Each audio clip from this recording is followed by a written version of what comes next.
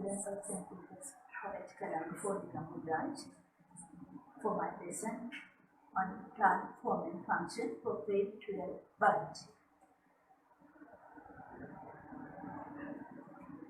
My focus of the lesson is to understand the form and function of angiosperms, because angiosperms are the most dominant group of plants in the earth.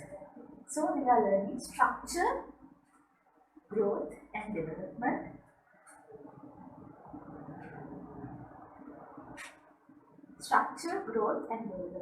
of vascular plants. Usually, a plant consists of a root system and a shoot system, and the plants are growing at their tips. The tips are known as meristematic tissues. Usually we call them apixes, buds, or scientifically meristers.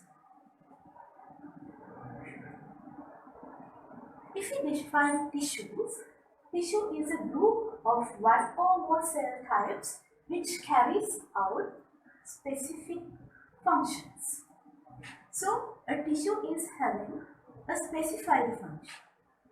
It doesn't mean a tissue has only one type of cells, because with differentiation, tissues undergo changes in the cell wall, cytoplasm, and also organs. So, in a tissue there may be one type of cells, example parenchyma and collenchyma, or a mixture of different cell types, xylem and phloem.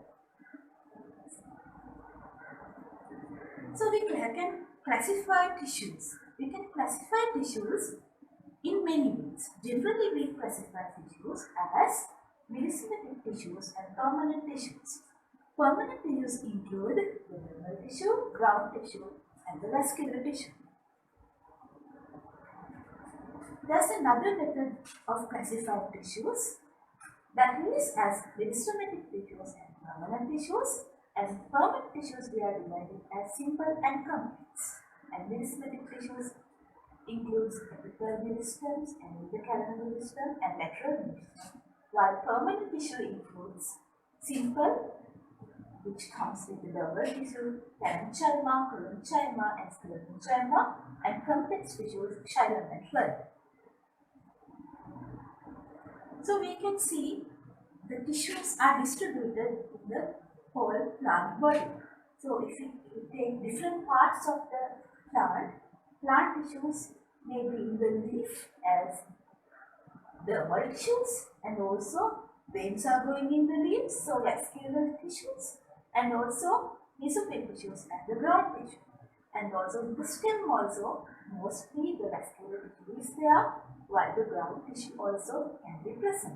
The root also is same vascular tissue as well as the dermal tissue and ground tissue is included in the plant body. So first we are going to discuss about meristems. Meristems are dividing parts of the plant. So meristems are defined as undifferentiated tissues consisting of cells which constantly divide under suitable conditions and produce new cells. So new cells are produced at meristems. So meristems, the most common meristems are there in the plant tip and the root. And if we enlarge, we can see meristematic tissues are there in the plant tips. So in the meristem, cells are divided, and these cells are elongated and differentiated. And some of the meristematic tissues are remaining as meristems. Though they are divided, they are remaining as meristems. And also meristems are having a dormant period, because when the plant is young, they are very active. But the plant also usually considered a plant is growing throughout the life, but there are dormant periods which plant exists, which is not dividing much. So there are characteristics of meristems. The general characteristics are they are living cells, they are puff rings, spherical in shape, we call it isodiametric, and structurally and functionally they are undifferentiated, and they have a simple nucleus, and also they have dense cytoplasm, and they have the ability to multiply. Those are the general characteristics of a meristem. And also there are zones in a meristem. So if we take a meristem, we call it meristematic region. Meristem is constricted to one area. It is the zone of cell division. So meristem usually is present in the zone of cell division. So when the cells are dividing, the cells are elongating. So that is zone of elongation. And also these cells are differentiated. So that is the zone of differentiation. And after differentiation, they become the permanent tissue such as vascular bundle, pith, or cortex, or even epidermis. So in these zones, these successive stages are occurring: cell division, cell elongation, and cell differentiation. And these three zones are overlapping. And there are many types of meristems in a plant body. All the plants may have at least two types of such meristems. All the plants are having the apical meristem, and they are between two nodes. Intercalary meristems are there, and also there are some meristems which are acting laterally. So those are lateral meristems. Those are existing vertically in the plant body. So when if we can go to apical meristem, it is very common in the plant. It is the most essential meristem because it allows the plant to grow taller. So if we closely look at that meristem, it is in the plant tip. So this is a shoot tip, and it is the shoot apical meristem, and it is covered with leaf primordia. Leaf primordia gives the protection to the meristem, as well as when the meristem is active, leaf primordia become leaves. So this is a fruit plant, and you can see small leaflets are there developing from the leaf primordia, and the meristem is here. So this meristem adds new cells to the plant body, and the plant body increases in length, and this is known as primary growth of the plant. The lateral meristems. Lateral meristems are found in woody plants, and it is involved in the secondary growth, which is increasing the circumference of the plant. So there are two main types of the lateral meristem, that is vascular cambium and the cork cambium. So vascular cambium produces secondary xylem, while cork cambium is producing a periderm, which is replacing the epidermis when the secondary growth occurs. The vascular cambium. The vascular cambium usually we know it is present in the vascular bundle. Phloem is at the top and the xylem is at the bottom. In the middle, vascular cambium is there. But usually these vascular bundles, when the secondary growth occurs, they are combined in the vascular cambium. So the vascular cambium between the vascular bundle is known as fascicular cambium. And between two vascular bundles, the vascular cambium is also present in the woody plants, that is interfascicular cambium.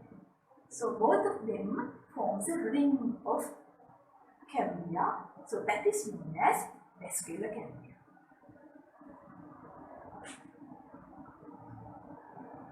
The cork cambium is usually arising at latter phases of growth of a woody plant, And then here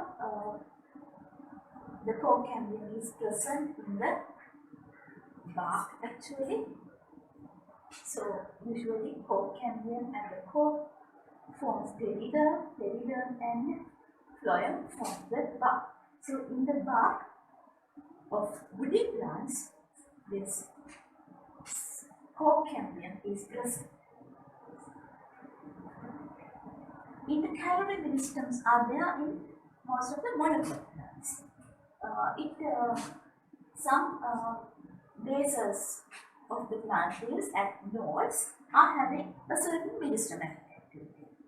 Especially in grass, they are usually always damaged because they are eaten by the herbivores. So, for the rapid growth of the plant leaf, some meristems are activated.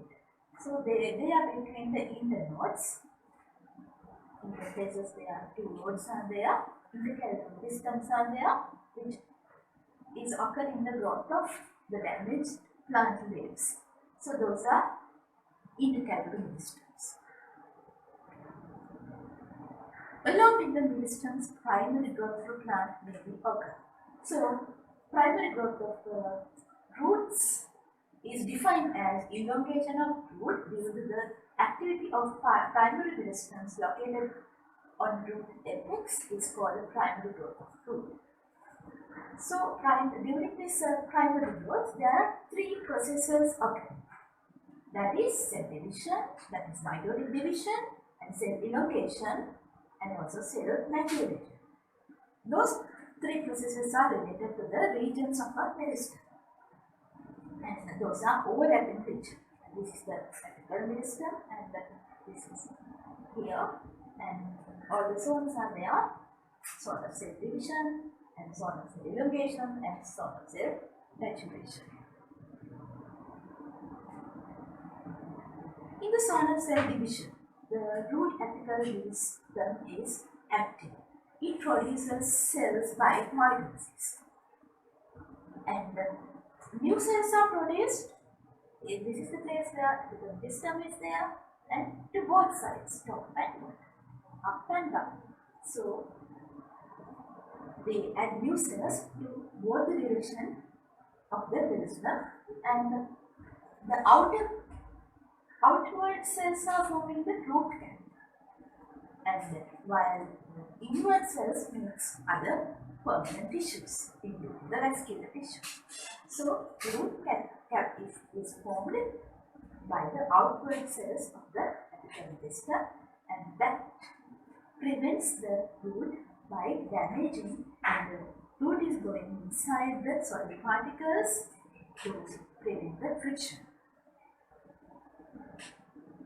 In the zone of cell elongation, you can see the newly divided cells are flattened. They should be enlarged in size. Actually, they are enlarged more than 10 times. So, that helps the pushing of the root. Root is pushing because cells are enlarged. It increases in length. You can see the cells are increasing in length in the area of cell elongation. In the zone of maturation or differentiation, the enlarged elongated cells are becoming functionally mature because they are specialized in their structure and function. At the elongation region, they are elongated, but they are basic cells. Now they have achieved their functional maturity. So, now the primary structure of the root is formed because now the cells are matured and root hair cells are emerging here, and also the vascular cells are formed. In the same manner, the primary growth of the shoot occurs. So, elongation of the root is due to the primary apical meristem of the shoot. So, it is defined as elongation of the shoot is due to the activity of primary meristem located in the shoot apex and is called primary growth of the root. Root apical meristem is dome shaped. So, it is forming some dome-shaped cap-like thing. So it is in the shoot tip, and lateral buds are there in between, and also leaf primordia is helping to cover the apical meristem. So when the meristem is active, it produces some cells by mitosis as previous. So leaf primordia is covering the apical meristem, but when it is active, leaf primordia becomes developing leaves. So leaves are formed, small leaves you can see, and from the leaf cells, there's one difference. It is only producing towards the stem. Here, towards the stem only, not outward like the root cap. So it is also by mitosis, but towards the stem only, and in the same manner, all the zones are there in the cell zone of cell elongation, the cells are elongated, and the zone of cell differentiation, again the differentiation takes place and cells become mature, and they achieve many functions such as the vascular function, and also the height of the stem is increased as well as the roots. Now the stem becomes very tall. So this is the end of my lesson. So this is my question. What are the differences between the root apex and the shoot apex? So shoot apex is found at the tips of the shoot, and root apex is at the tips of the root. And shoot apex is protected by the leaf primordia, which becomes leaves later. But root apex is protected by the root cap. And shoot apex produces new cells both by mitosis but only inward. Root apex forms new cells both the sides outward and inward. So that is my question. Thank you for listening. God bless you.